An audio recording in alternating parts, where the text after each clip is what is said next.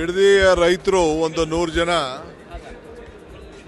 ನನ್ನನ್ನು ಬಂದಿದ್ರು, ಕೆಲವು ಪ್ರತಿನಿಧಿಗಳು ಬಂದಿದ್ರು, ಕೆಲವರೆಲ್ಲ ಹೊರಗಡೆ ಇದ್ದಾರೆ.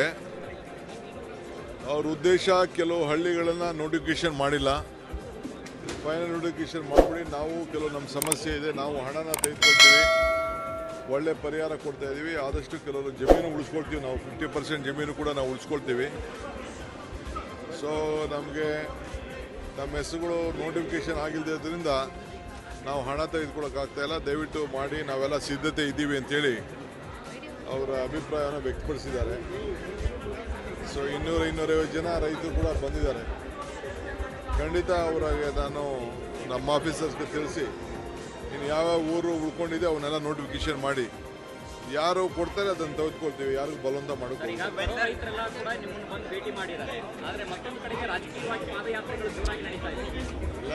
ನೋಡ್ರಿ, ಅಲ್ಲಿರೋರೆಲ್ಲ ನಾನು ಲೆಕ್ಕ ಹಾಕ್ಸ್ಬಿಟ್ಟಿದ್ದೀನಿ. 160 ಜನ ರೈತರು ಮಾತ್ರ ಅಲ್ಲಿದ್ದರು, ಮಿಕ್ಕಿದವರೆಲ್ಲ ಚನ್ನಪಟ್ಟಣ, ರಾಮನಗರ, ಮಂಡ್ಯ, ಮೈಸೂರು, ತುಮಕೂರು ಅಲ್ಲಿಂದ ಬಂದಂಥವ್ರು. ನಾನು ರಾಜಕೀಯಕ್ಕೆ ಪಾಪ ಅವ್ರು ಮಾಡೋರು ಬೇಡ ಅನ್ನೋಕ್ಕಾಗ್ತದ? ಪ್ರಜಾಪ್ರಭುತ್ವ ವ್ಯವಸ್ಥೆಯಲ್ಲಿ ಹೋರಾಟ ಮಾಡಲಿ. ಇವತ್ತು ಪಾದಯಾತ್ರೆ ಮಾಡಿದ್ರು ನಾವೇನು ಬೇಡ ಅಂತ ಏನಿರ್ತದೆ, ದಿನಾ ಪಾದಯಾತ್ರೆ ಮಾಡಲಿ, ದಿನ ಹೋರಾಟ ಮಾಡಲಿ, ನಮಗೇನು ಅದಕ್ಕೆಲ್ಲ ನಾನು ಅವ್ರಿಗೆ ನಮ್ಮ ಪೊಲೀಸ್ ಆಫೀಸರ್ ಕೇಳಿದ್ದೀನಿ, ಎಲ್ಲ ಅವ್ರು ಎಷ್ಟು ಬೇಕಾದ್ರೂ ನಡೀಲಪ್ಪ, ಬಿಟ್ಬಿಡಿ ಅವ್ರನ್ನ ಅಂತ ಹೇಳಿದ್ರು.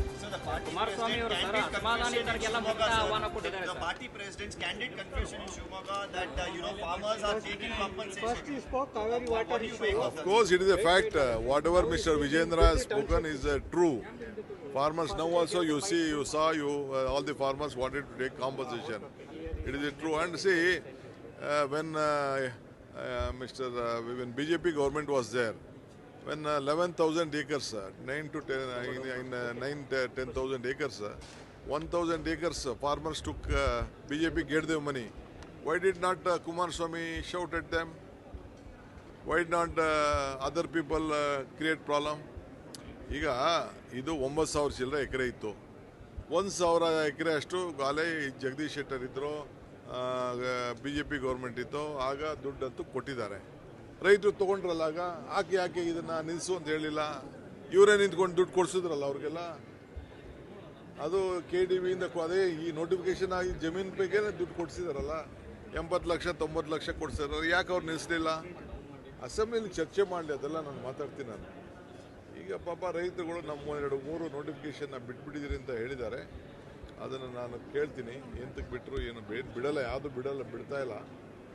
ಪಾಪ ರೈತರಿಗೆ ತೊಂದರೆ ಆಗಬಾರ್ದು ರೆಡ್ ಝೋನಿಂದ ಅಂತೇಳಿ ಅವರೆಲ್ಲ ಬಂದು ನಾವು ದುಡ್ಡು ತೊಗೋತೀವಿ, ನಾವು 10 ಜನ ಅರ್ಧ ಉಳಿಸ್ಕೊಳ್ತೀವಿ 50% ಅಂತ ಪಾಪ ಖಾತರದಿಂದ ಬಂದು ಕೇಳ್ಕೊಂಡ್ರು. ನಾನು ಅಧಿಕಾರಿಗಳ ಹತ್ರ ಮಾತಾಡ್ತೀನಿ. Today we'll do it.